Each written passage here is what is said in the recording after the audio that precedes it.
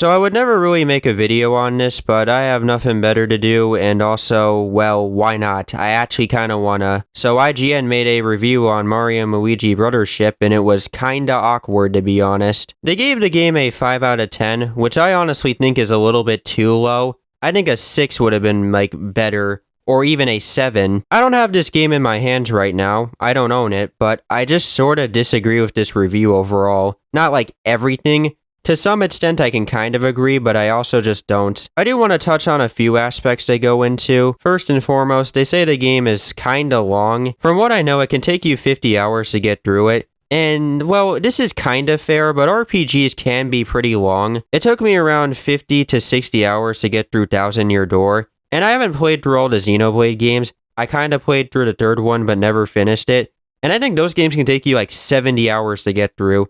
So I sorta get this complaint, but also don't. They do bring up how it starts to get a bit repetitive, and I guess I could see what they would mean, because that can happen with a video game, but I think I'd have to play the game myself to come up with this conclusion. If I just think the game is overly repetitive, then I think that, but if I don't, then I just don't. They talk about the game having overly chatty dialogue and not having a very interesting story to it.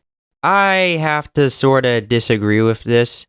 I can't even really say if I do agree with it. The only Mario & Luigi game I've played is Mario & Luigi Paper Jam, and I think that game has some pretty overly chatty dialogue, and the guy reviewing this seems to be familiar with the series, but that just seems to be a Mario & Luigi staple. Maybe it gets annoying after a while, but I just wouldn't know that. Now with the story of Brothership, I do think the game does have a somewhat interesting premise to it. It's not like super unique, but it has something going for it. I don't even know if I want to get into this, but it's sort of an interesting idea. Oh, I'm gonna say that it has something to do with, like, characters getting corrupted.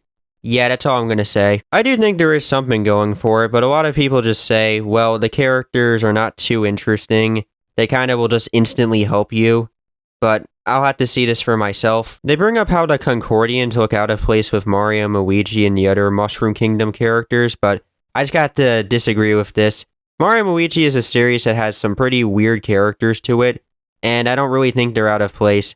They kind of remind me of the characters from Mario & Luigi Superstar Saga. The Concordians don't seem too out of place for Mario & Luigi standards, like, oh, they're too drastically different, they don't feel like they fit into this series. Next up, the locations are not that interesting, you're just too basic it seems. Winterland, you have your lava lands, this seems too basic, but again, I just disagree with this. I'm not gonna deny it. Yeah, some of the locations are very familiar to Mario standards, but I have seen some standout areas in this game. You have a living area for some of the Concordians that looks like a mall or a bank.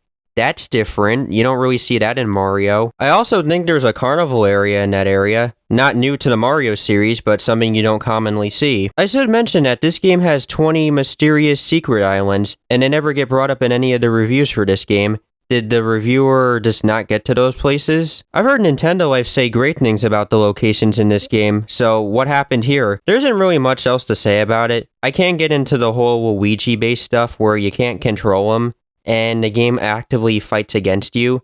I actually can agree with this, but I think they tried to do this in a way to make it somewhat challenging, but I guess it wasn't executed in the best way. But overall, the review is just kinda a little bit too harsh. I think a 5 could have been just turned into a 7 or a 6. I can sort of respect this guy being honest and just throwing his honest opinions out there, but I just have to disagree with him on a few aspects. Can I say that this is the worst IGN review ever? Well, not really, but it also just has a few weird aspects to it that I just don't agree with. So that's basically it. That's just what I wanted to talk about. I just felt like doing this, sorta. And I'll see you guys next time, and bye.